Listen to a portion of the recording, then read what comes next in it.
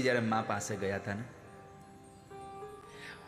માએ ઉદ્ધવને કહ્યું કે ઉદ્ધવ, કૃષ્ણને એક સંદેશો આપજો ને કે મથુરાના મહેલમાં એક દાસીની જગ્યા ખાલી હોય તો તારી મા યશોદા તારી દાસી બનવા તૈયાર છે, જો કનૈયા તારું મોઢું જોવા મળતું હોય તો.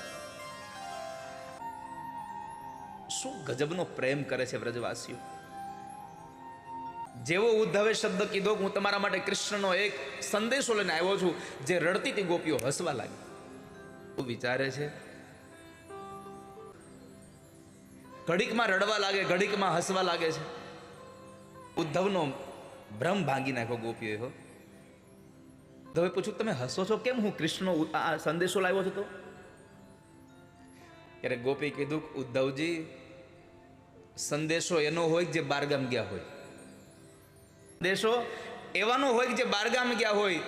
કૃષ્ણ તો ક્યાંક યાદ નથી, તો પછી એનો સંદેશો હું કામ લાવ્યા? મૂર્ખ તો તમે છો. કૃષ્ણ તો વ્રજમાંથી ગયા જ નથી ક્યારે. प्रीतम को पतिया लिखूं जो होवे परदेश, जो तन में मन में नयन में वाको कह संदेश. जे मारी आँखમાં છે, જે મારા મનમાં છે, જે મારા શરીરમાં જે છે, રોમે રોમમાં જે કૃષ્ણ વ્યાપ્યો છે, એનો સંદેશો શું લાવવાનો? પ્રભુજીને સમજાઈ ગયું કે આ તો બહુ મોટી જ્ઞાન તો અહીંયા પડ્યું છે, હું તો પામર છું. પણ ગોપીઓએ એક પ્રાર્થના કરી, ઉદ્ધવ, કૃષ્ણને અમારી એટલી પ્રાર્થના કહેજો ને, તમે ઉદ્ધવ મથુરા જાઓ તો કૃષ્ણને એક અમારો સંદેશો આપજો. માને તો મનાવી લે જો રે એ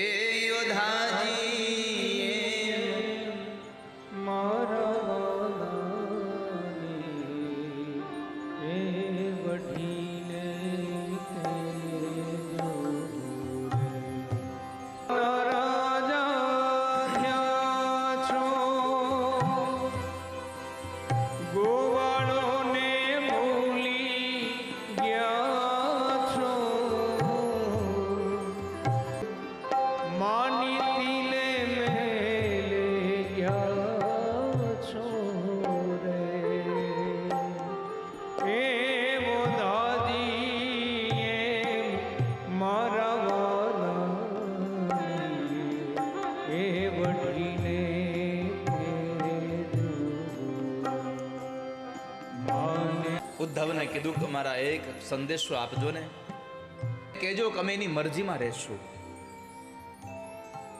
અહીંયા ગોપીઓનો પ્રેમ બતાવે છે કે આપણે જેને પ્રેમ કરીએ ને, એને જે પ્રિય હોય ને એ કરવામાં સાચો પ્રેમ છે.